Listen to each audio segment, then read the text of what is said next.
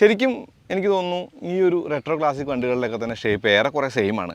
അതുകൊണ്ട് തന്നെ അതിൻ്റെ കോപ്പി ഇത്, ഇതിൻ്റെ കോപ്പി അതെന്ന് പറഞ്ഞാൽ വലിയ അർത്ഥമൊന്നുമില്ല. പക്ഷേ ഡ്രൈവിലാണ് ആ ഒരു വ്യത്യാസം ശരിക്കും നമുക്ക് ഫീൽ ചെയ്യുക. ഇത് റോയൽ എൻഫീൽഡ് അല്ല എന്നുള്ള കാര്യം. വികാരമില്ലാത്ത ഒരു വികാരമാണ് ഈ വണ്ടിക്ക് റോയൽ എൻഫീൽഡുമായിട്ടുള്ള ഏറ്റവും വലിയ സാമ്യം ടെയിൽ ലാമ്പിലാണ് എനിക്ക് തോന്നിയത്. നമസ്കാരം, എൻ്റെ പിന്നിൽ നിൽക്കുന്ന വണ്ടി ഉണ്ടല്ലോ, ഇത് ഒരു റോയൽ എൻഫീൽഡ് അല്ല കേട്ടോ. അങ്ങനെ പറയാനുള്ള കാര്യം എന്ന് പറയുന്നത്, പല വീഡിയോയിൽ ഞാൻ കണ്ടു റോയൽ എൻഫീൽഡിൻ്റെ ആ ഒരു സാമ്യത ഉള്ളൊരു വണ്ടിയാണ് നമുക്ക് പറഞ്ഞിട്ട്. ശരിക്കും അകലം നോക്കുമ്പോൾ ക്ലാസിക് 350 ആയിട്ട് ഒരു സാമ്യമൊക്കെ തോന്നാം, പക്ഷേ അടുത്ത് വരുമ്പോൾ വലിയ സാമ്യതയൊന്നുമില്ല. ഇത് ഹോണ്ടയുടെ CB 350 ആണ്. CB 350യുടെ ഏറ്റവും പുതിയ വേരിയൻറ്റ് റെട്രോ ക്ലാസിക്.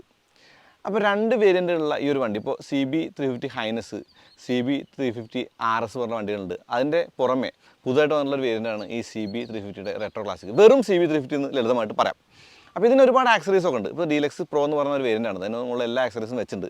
രണ്ട് വേരിയൻ്റ് ഉള്ളത്. 2 ലക്ഷം രൂപ തുടങ്ങുന്ന ആ ഒരു വണ്ടിയുടെ രണ്ടാമത്തെ വേരിയൻ്റെ വില 2.17 ഷോറൂമാണ്. അപ്പോൾ വണ്ടി പ്രാന്തൻ്റെ പുതിയ വീട്ടിലേക്ക് എല്ലാവർക്കും സ്വാഗതം. നമുക്ക് ഈ വണ്ടിയെ ഒന്ന് പരിചയപ്പെടാൻ പറയുമ്പോൾ ആദ്യം ഞാൻ വണ്ടി നടന്ന് കാണിക്കാം. കുറച്ച് കാര്യങ്ങളുണ്ട്. ആ കാര്യങ്ങളൊക്കെ തന്നെ പറഞ്ഞിട്ട് വണ്ടി റോഡിലേക്ക് എടുത്ത് ഓടിക്കാം, ഒന്ന് റൈഡ് ചെയ്യാം. അപ്പോൾ വരൂ നമുക്കിന്ന് CB 350യെ പരിചയപ്പെടാം. ഇപ്പോൾ slipper clutch assist, torque assist, അങ്ങനെ ഒരുപാട് ഫീച്ചേഴ്സ് ഉണ്ട്. ഡ്യുവൽ ചാനൽ ABS ഉണ്ട്. ഒരു ഇതെല്ലാം ഉള്ള ഒരു പാക്കഡ് ആയിട്ടുള്ളൊരു ബൈക്കാണിത്. ഒരു ക്രൂസ് ചെയ്ത് പോകുന്ന റെട്രോ ക്ലാസിക് എന്നൊക്കെ ലളിതമായിട്ട് വിളിക്കാവുന്ന വണ്ടി. ഇപ്പോൾ വിൻഷീൽഡൊക്കെ വെച്ചപ്പോൾ ഒരു ലുക്കുമായി. എന്തായാലും കാര്യങ്ങളൊക്കെ തന്നെ പറയാം. വാ.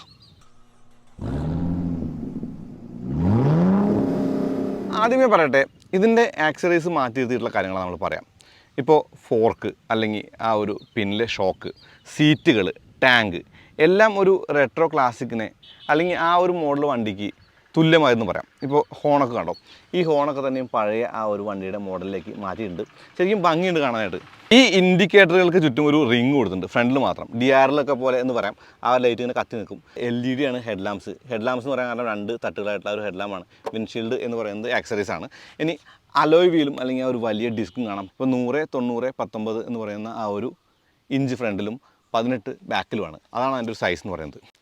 മെറ്റലാണ് ഈ ഒരു മഡ് ഗാർഡ്, അതുപോലെ ഈ ഒരു ഷോക്കൊക്കെ കണ്ടോ. ഇതിൻ്റെയൊക്കെ ഡിസൈൻ ഒരു റെട്രോ ആ ഒരു ലുക്കിൽ കൊടുത്തിട്ടുണ്ട്. ഇനി ഈ ഒരു സംഗതിയൊക്കെ റെട്രോ വണ്ടിക്ക് ഒരു പുതുമ കൊടുക്കാനായിട്ട് സഹായിച്ച കാര്യമായിട്ട് പറയാം. മിററുകളും ആ ഒരു റെട്രോ ലുക്ക് തന്നെയാണ്.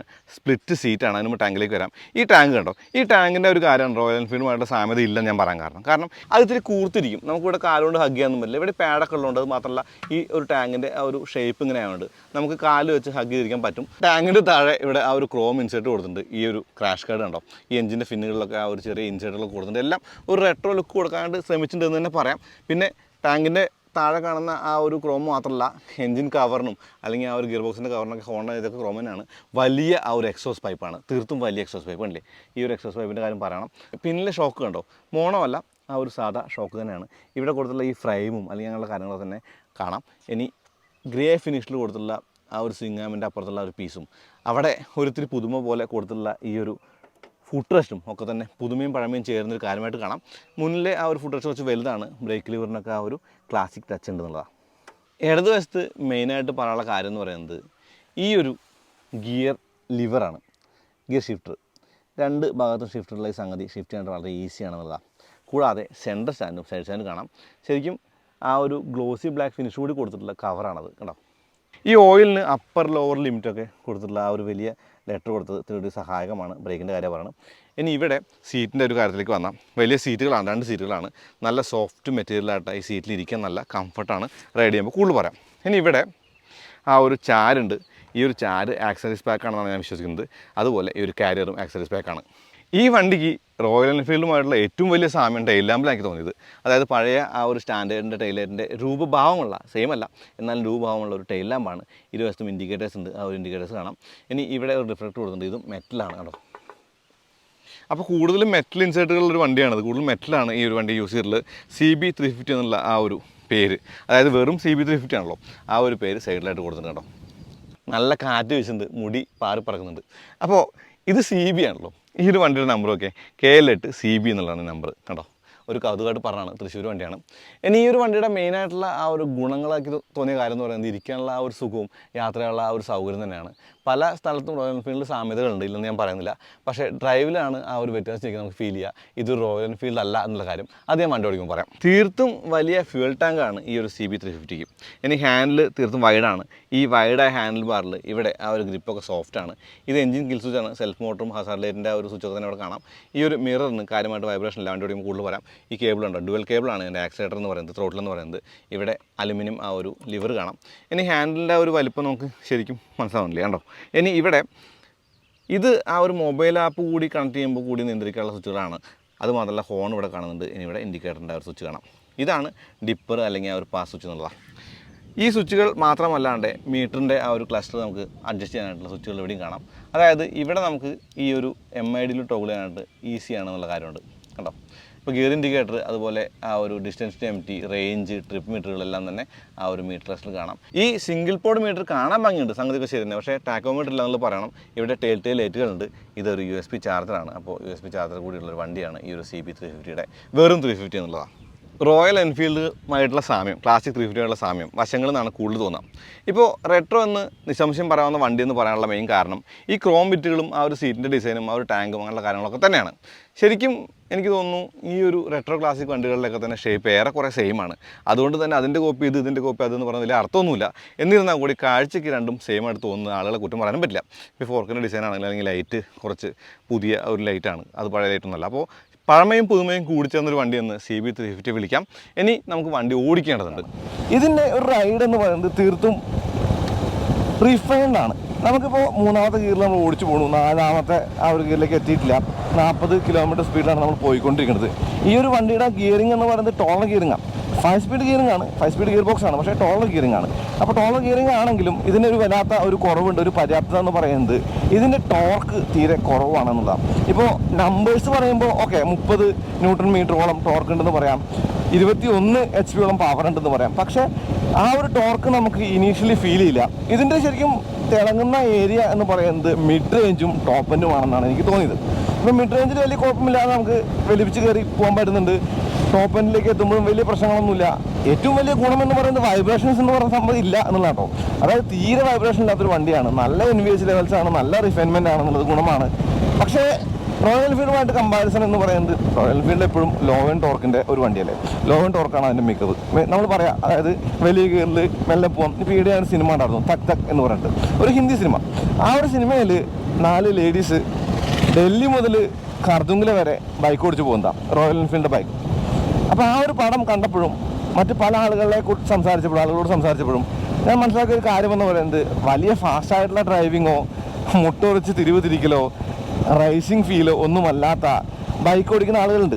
അവരുടെ ഫീൽ എന്ന് പറയുന്നത് വളരെ കൂളായിട്ട് റിലാക്സ് ചെയ്തിട്ട് ഒരു സ്ഥലത്തേക്ക് പോകാൻ പറ്റുക. ആ ഒരു കാര്യത്തിൽ ഈ ഒരു വണ്ടി നല്ല മികവുള്ള വണ്ടിയാണെന്ന് സംശയം പറയാം. ഇപ്പോൾ എൻഫീൽഡ് കൊണ്ട് പോവുകയാണെങ്കിൽ നമുക്ക് ചില മോഡലുകൾക്കെങ്കിലും വൈബ്രേഷൻസ് ഉണ്ട്, നമ്മുടെ ശരീരം അത് ഫെൽറ്റ് ചെയ്യും, നമുക്കത് ബുദ്ധിമുട്ടുണ്ടാക്കും. എന്നാൽ ഹോണ്ടയുടെ CB350ക്ക് ആ പ്രശ്നമില്ല, വൈബ്രേഷൻ എന്ന് പറഞ്ഞ സംഗതി ഇല്ല. ഇപ്പോൾ മിററൊക്കെ നോക്കിയാൽ എന്ത് സ്റ്റേബിളാണെന്നറിയോ. ഇപ്പോൾ ഇതിൻ്റെ റൈഡിങ് പോസ്റ്റർ നല്ലതാണ്, നമ്മൾ ഇരിക്കുന്ന പൊസിഷൻ നല്ലതാണ്, സീറ്റിൻ്റെ കുഷൻ അത്യാവശ്യം നല്ല ഫീലുള്ള ഒരു കുഷനാണ്, വെച്ചാൽ നല്ല സോഫ്റ്റ് ആണെന്ന് അർത്ഥം. ഇതിന് ടെക്നോളജിക്കലി 2-3 കാര്യങ്ങൾ കൂടി പറയാനുണ്ട്. ഒന്നെന്ന് പറയുന്നത് സ്ലിപ്പർ ക്ലച്ചും ക്ലച്ച് അസിസ്റ്റുമാണ്. ഈ 2 സംഗതികളും കൂടി ചേർന്ന് ക്ലച്ച് യൂസ് ചെയ്യുക എന്ന് പറയുന്നത് വളരെ ഈസി ആയിട്ടുള്ള ഒരു ടാസ്ക്കാണ്. ഗിയർ ഷിഫ്റ്റിംഗ് നല്ല എളുപ്പത്തിലാണ്, നമുക്ക് പ്രശ്നങ്ങളൊന്നുമില്ല, വളരെ ഈസി ടു ഷിഫ്റ്റ് ആണ്. അത് മാത്രമല്ല ബാക്കിലേക്ക് നിൽക്കുന്ന ആ ഒരു ലിവർ കൂടി ഉള്ളതുകൊണ്ടേ നമുക്ക് ചവിട്ടി ഷിഫ്റ്റ് ചെയ്യാനൊന്നും തീരെ പാടുമില്ല എന്നുള്ള കാര്യം പറയാം. ഇനി ടോർക്ക് കൺട്രോൾ എന്ന് പറയുന്ന ഒരു സംഗതി കൂടി ഈ ഒരു വണ്ടിക്കുണ്ടല്ലോ. അതെന്ന് പറയുന്നത് ഇപ്പോൾ തിരുവിലും വളരെ നമ്മൾ ഓടിക്കുകയാണ്. അപ്പോൾ നമ്മുടെ ആ ഒരു സ്പീഡ് കൂടിയിട്ട് ടോർക്ക് കൂടിയിട്ട് നമ്മുടെ ആ ഒരു വണ്ടി കയ്യിൽ നിന്ന് പോകാൻ പാടില്ല. എന്ന് വെച്ചാൽ എഞ്ചിന് ടോർക്കൊന്ന് കുറച്ച് അവർ ആ വണ്ടിയുടെ ആ ഒരു സ്റ്റെബിലിറ്റി നഷ്ടപ്പെടാതെ കാക്കുമെന്നുള്ള കാര്യമുണ്ട്. ശരിക്കും മിഡിൽ ക്ലാസ് ബൈക്കുകളിലും അതല്ലെങ്കിൽ വലിയ പവർഫുൾ ആയിട്ടുള്ള വണ്ടികളിലുമൊക്കെയാണ് സംഗതി കാണാറുള്ളത്. ഹോണ്ടയുടെ ഈ ഒരു വണ്ടിക്കും ആ ഒരു സംഗതി ഉണ്ട് എന്നുള്ളതാണ്. ഇനി വാല്യൂ ഫോർ മണി പ്രപ്പോസിഷൻ്റെ കാര്യം കൂടി പറയട്ടെ. ഇതിന് 2 ലക്ഷം രൂപയാണ് എക്സ്ഷോറൂം പ്രൈസ്, DLX പ്രോയ്ക്കല്ല സാധാ മോഡലിന്. പക്ഷേ DLX പ്രോയ്ക്ക് 2.17 2.17 വിത്ത് ആക്സസറീസ് കിറ്റൊക്കെ കൂടി ചേരുമ്പോൾ ഒരു 2.40 പ്രതീക്ഷയോ. ഈ 2.40 എന്ന് പറയുന്നത് ഓൺ റോഡ് പ്രൈസ് 3 ലക്ഷം രൂപ. അപ്പോൾ 3 ലക്ഷം രൂപയ്ക്ക് കിട്ടുന്ന ഒരു റിഫൈൻഡ് ആയിട്ടുള്ള ഒരു വണ്ടി എന്നുള്ള ഒരു ഗുണം ഈ ഒരു വണ്ടിക്കുണ്ട്. പ്രത്യേകിച്ചും റെട്രോ ക്ലാസിക് വണ്ടി എന്നുള്ള ഗുണമുണ്ട്. തീർത്തും നൈസാണ് ഓടിക്കാനായിട്ട്. നമുക്ക് ഒരിക്കലും ഒരു എഫേർട്ട് ഫീൽ ചെയ്യില്ല. ഹാൻഡിൻ്റെ ആ ഒരു പോസ്റ്ററും നമ്മൾ ആ ഒരു പിടിക്കുന്ന ആ ഒരു ഗ്രിപ്പും അങ്ങനെയുള്ള കാര്യങ്ങളൊക്കെ ഗുണമാണ്. ഇനി ഇതിൻ്റെ സ്വിച്ച് ഗിയറിൽ ഒരുപാട് സ്വിച്ചുകൾ കാണാമെന്ന് പറയുമ്പോൾ മൊബൈൽ ബേസ്ഡ് അല്ലെങ്കിൽ mobile app based voice control സിസ്റ്റമുള്ള ഒരു വണ്ടി കൂടിയാണ് CB350യുടെ ഈ ഒരു മോഡൽ എന്നുള്ളത്. റെട്രോ ക്ലാസിക് എനിക്ക് ഓവർടേക്ക് ഒന്നും വലിയ ബുദ്ധിമുട്ട് തോന്നിയില്ല കേട്ടോ. ഡൗൺ ചെയ്യേണ്ട കാര്യമുണ്ട്, അതായത് പ്ലാൻ ചെയ്ത് ഡൗൺ ചെയ്ത് ഓവർടേക്ക് ചെയ്യണം. ഇപ്പോൾ നമ്മൾ മൂന്നാമത്തെ ഗിയറിൽ ഇങ്ങനെ ഓടിച്ചു പോകാണ്, കൈ കൊടുത്താൽ കയറി പോകുന്നത് നടക്കില്ല, സെക്കൻഡ് ഇട്ടിട്ട് വേണം കയറി പോകുന്നുള്ള ഒരു കാര്യമുണ്ട്. പക്ഷേ ഗുണം എന്താ വെച്ച് കഴിഞ്ഞാൽ വണ്ടി ഓൾ ദ വേ ഇപ്പോൾ നമ്മൾ പറയുന്ന എല്ലാ റേഞ്ചിലും വണ്ടിക്ക് നല്ല ആ ഒരു രസമുണ്ട്, സൗണ്ട് കേൾക്കാനായിട്ടും വൈബ്രേഷൻ തീരെ ഇല്ല എന്നുള്ള ഗുണവും ആ ഒരു കാര്യങ്ങളൊക്കെ മികവാണ്. ഇതിൻ്റെ ഒരു കാര്യമെന്ന് പറയുന്നത് ടാക്കോമീറ്റർ ഇല്ലാത്തതുകൊണ്ട് ഏത് റേഞ്ചിലാണ് നമ്മൾ റെഡ് ലൈൻ ചെയ്യുന്നത് നമുക്ക് അറിയാൻ പറ്റില്ല. റെഡ് ലൈൻ ഹിറ്റ് ചെയ്യുന്നത് വളരെ പെട്ടെന്നാണ്. അങ്ങനെ പറയുമ്പോൾ അതൊരു കോൺട്രഡക്ടറി ആണ്. അതായത് ലോങ് ഗിയറിംഗ് ആണെന്ന് പറഞ്ഞു, റെഡ് ലൈൻ വേഗം മുട്ടിയെന്ന് പറഞ്ഞു. അപ്പോൾ എനിക്ക് തോന്നുന്നു ഈ ഒരു എഞ്ചിൻ്റെ ആ ഒരു ഡ്രൈവ് ബാൻഡ് വളരെ ചെറുതാണ്. ആ ഒരു ഡ്രൈവ് ബാൻഡിലാണ് നമുക്ക് ആ ഒരു പെട്ടെന്ന് തന്നെ റെഡ് ലൈൻ ചെയ്യുന്ന ആ ഒരു ഫീൽ കിട്ടുന്നത്. ഇപ്പോൾ വിൻഷീൽഡ് വെച്ചപ്പോൾ, അതുപോലെ ഈ ഒരു ഹാൻഡ് ആ ഒരു ഗാർഡ് വെച്ചപ്പോൾ, ബാക്കിലത്തെ കാരിയർ വെച്ചപ്പോൾ എല്ലാം വണ്ടി ഒരു ലോങ് ക്രൂസറാണ് എന്നുള്ളത് ഒരു ഒറ്റനോടിൽ തോന്നുന്ന വിധത്തിലേക്ക് വണ്ടി മാറിയിട്ടുണ്ട്. ഇപ്പോൾ ആ ഒരു കാര്യം ഇതിൻ്റെ ഗുണമായിട്ട് പറയാം. പിന്നെ മെയിനായിട്ട് എൻ്റെ ഒരു ഫീൽ എന്ന് പറയുന്നത് ഇരിക്കാനുള്ള ആ ഒരു സുഖം കേട്ടോ. നമ്മൾ ഇരിക്കുന്നതും ആ ഒരു ടാങ്കിൻ്റെ മുകളിലേക്ക് കാല് വെച്ചിരിക്കുന്നതും എൻഫീൽഡിൽ അത് പോസിബിൾ അല്ല. കാരണം എൻഫീൽഡ് ടാങ്കിൻ്റെ ഡിസൈനും സീറ്റും കൂടി ചേർന്നിടത്ത് ഒരു ചെറിയൊരു മൊന പോലെ ഉണ്ട്. അതുകൊണ്ട് നമുക്ക് കാല് വയ്ക്കുമ്പോൾ ഒരു പെയിൻ ഫീൽ ചെയ്യും. ഇതിനകത്ത് അങ്ങനെയില്ല, മാത്രമല്ല ടാങ്ക് പാഡ് പോലുള്ള കാര്യങ്ങൾ വെച്ചിട്ടുണ്ട്. അപ്പോൾ ആ ഒരു കാര്യം നല്ല ഗുണമായിട്ട് തോന്നി. തീർത്തും നമ്മൾ വണ്ടിയെ ഹഗ് ചെയ്തിരിക്കുന്ന, കാലുകൊണ്ട് ഹഗ് ചെയ്തിരിക്കുന്ന ഫീലുണ്ട്. പിന്നെ ക്ലച്ച് അസിസ്റ്റ് ഒന്നുകൂടി പറയാം, നമുക്ക് ക്ലച്ച് പിടിക്കുമ്പോഴേ തീരെ എഫേർട്ടില്ല. അതുകൊണ്ട് സിറ്റി റൈഡ് എന്ന് പറയുന്നത് തീർത്തും ബുദ്ധിമുട്ടില്ലാണ്ട് ഈസി ആയിട്ട് ചെയ്യാവുന്ന ഒരു പ്രക്രിയയായിട്ട് ഈ ഒരു വണ്ടിയിൽ മാറിയിട്ടുണ്ടെന്നുള്ള കാര്യം കൂടി പറയണം. അപ്പോൾ എല്ലാം കൂടി ചേരുമ്പോൾ മികച്ച ഒരു വണ്ടി എന്ന നിലയ്ക്കല്ല ഞാൻ പറയുന്നത്. അതായത് വലിയ പവറില്ല, വലിയ എക്സൈറ്റിംഗ് അല്ല, വലിയ കുത്തിക്കയറ്റി പോക്കൊന്നും നടക്കില്ല. പക്ഷേ ഭക്തക് സിനിമയിൽ കണ്ട പോലെ വികാരമില്ലാത്ത ഒരു വികാര വണ്ടി എന്ന് വെച്ചാൽ, വികാരം എന്ന് പറയുന്നത് പലപ്പോഴും പണ്ട് നമ്മൾ പറഞ്ഞിട്ട് റോയൽ എൻഫീൽഡിൻ്റെ വികാരം എന്ന് പറയുന്നത് വിറയലാണ്. ആ വിറവില്ലാത്തൊരു വണ്ടി എന്ന നിലയ്ക്കാണ് ഹോണ്ടയുടെ CB 350 കാണാൻ പറ്റുക. തീർത്തും വികാരമില്ലാത്തൊരു വണ്ടി എന്നുള്ള നിലയ്ക്ക് കാണാം. ഓടിക്കാൻ രസമുണ്ടെന്നുള്ളത് ഗുണം, അതുപോലെ യാത്ര ചെയ്യാൻ സുഖമുണ്ടെന്നുള്ള ഗുണമാണ്.